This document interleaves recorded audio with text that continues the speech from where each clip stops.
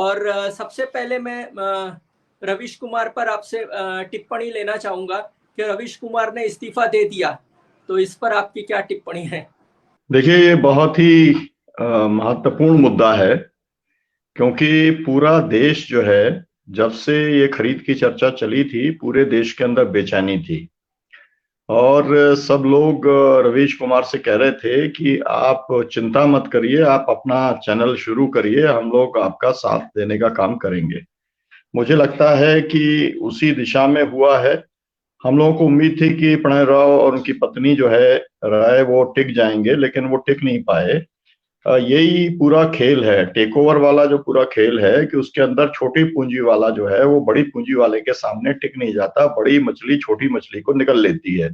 ये जो पूरा एक अर्थ शास्त्र का जो पूरा सिद्धांत है, वो हमारे को पूरा स्पष्ट होता हुआ दिखलाई पड़ा।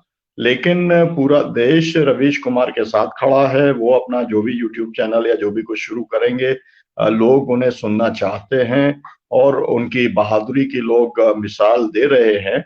लेकिन इससे ज्यादा इंपॉर्टेंट ये है कि एक शो अगर हो रहा था पूरे गोदी मीडिया के अंदर, एक शो वो भी 1 घंटे का अगर हो रहा था, तो वो पूरे सिस्टम को कितनी तकलीफ दे रहा था।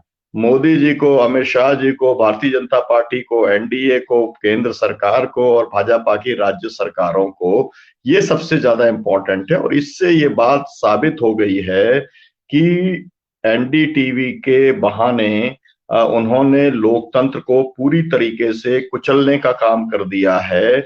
जो एक आवाज थी, जो एक अकेली आवाज थी, उसको भी दबाने के अंदर जो गोदी मीडिया है वो कामयाब हो गया है।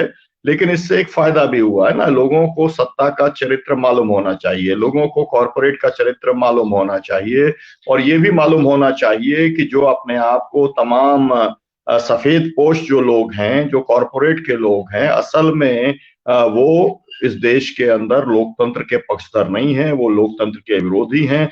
और लोकतंत्र का विरोध करने का मतलब है कि भारत के संविधान का विरोध करना, जिसका मतलब है कि भारत के स्वतंत्रता आंदोलन के मूल्यों का विरोध करना, जिसका मतलब ये है कि जो लाखों कुर्बानियां हुई, 2.5 लाख से ज्यादा लोगों ने जो शहादत दी, उनकी शहादत का सम्मान तो करना ही नहीं, उनको अपमानित करने का काम करना।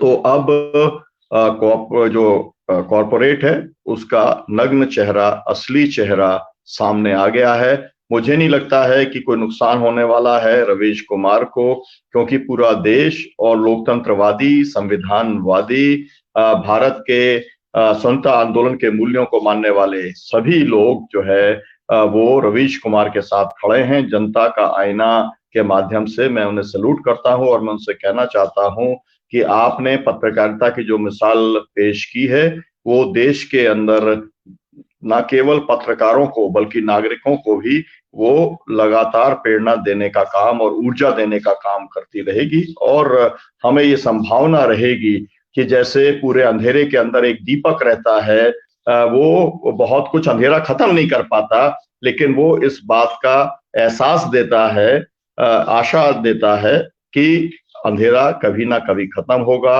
और आपको मालूम है कि रात के बाद सुबह आती है, अंधेरा खत्म होता है, लेकिन रात के समय जो उम्मीद है, वो उम्मीद जो है केवल और केवल दीपक दे पाता है। तो वही दिए बनने का काम अपने आप को जला करके रवीश कुमार ने किया है।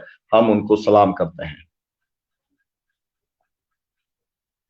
आपकी आवाज नहीं आ रही है। सुनीलम जी, रवीश कुमार तो अपना रास्ता ढूंढेंगे और वो अपने रास्ते पर चलेंगे, लेकिन इस तरह का, जिस तरह से ये मीडिया में हत्याएं हो रही हैं और जो आवाज़ें हैं उसको दबाई जा रही हैं, तो सामान्य जनता को और सभी कार्यकर्ताओं को और जो भी संविधान पर विश्वास रखने वाले और राइट टू एक्सप्रेशन पर खास करके विश्वास रखने वाले वो लोगों का अभी उनको क्या रास्ते पर चलना चाहिए?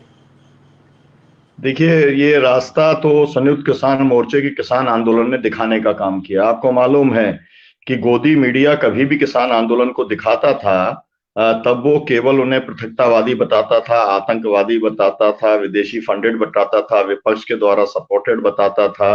कुल मिला करके वो बदनाम करने का काम करता था कि वहां पर अय्याशी चलती है, वहां पर क्या क्या सब कुछ काम होता है। लेकिन वहां पर जो लोग थे उन्होंने गोदी मीडिया को वहां से खदेड़ा और उन्होंने अपना मीडिया स्थापित किया, सोशल मीडिया स्थापित किया। और मैं जनता के आईना का जो कंट्रीब्यूशन है भारत के किसान आंदोलन में, संयुक्त किसान मोर्चे के आंदोलन में, मैं उसे याद करना चाहता हूं। और आपको भी मैं सल्यूट इस बात के लिए करना चाहता हूं कि आपने अपना समय लगा के, साधन लगा करके, ऊर्जा लगा करके आपने उसको कवर किया।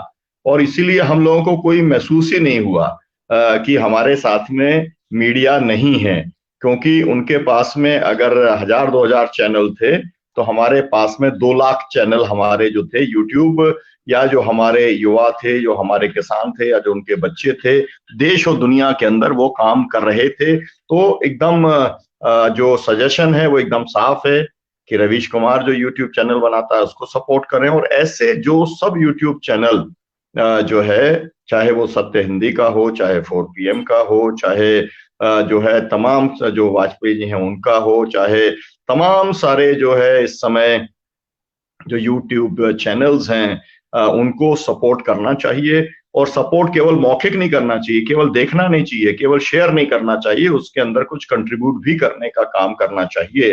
क्योंकि लोकतंत्र को अगर बचाना है तो उसके अंदर सबको सेक्रीफाइस करना पड़ेगा, और वो लिप सर्विस से लोकतंत्र नहीं बचेगा, ये बात साफ है।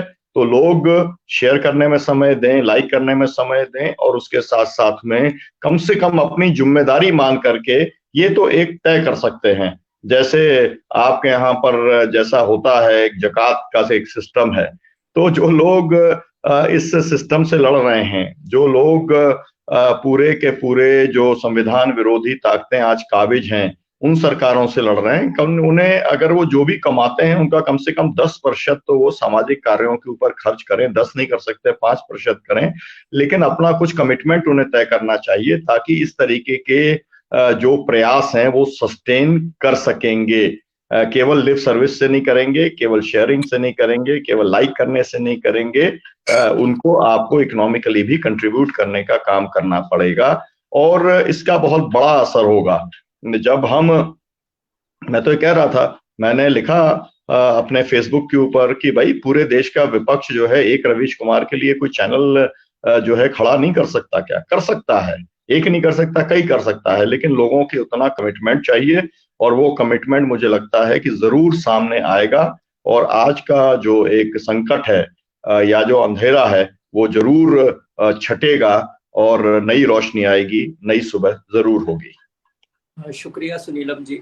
नई रोशनी जरूर आएगी और रास्ते लोग अपने आप खोजेंगे। और ये भी बात सही है कि आर्थिक रूप से भी जो चैनल कमिटमेंट के साथ काम करते हैं उनको मदद पहुंचानी चाहिए, ताकि वो और अच्छी तरह से काम कर सके।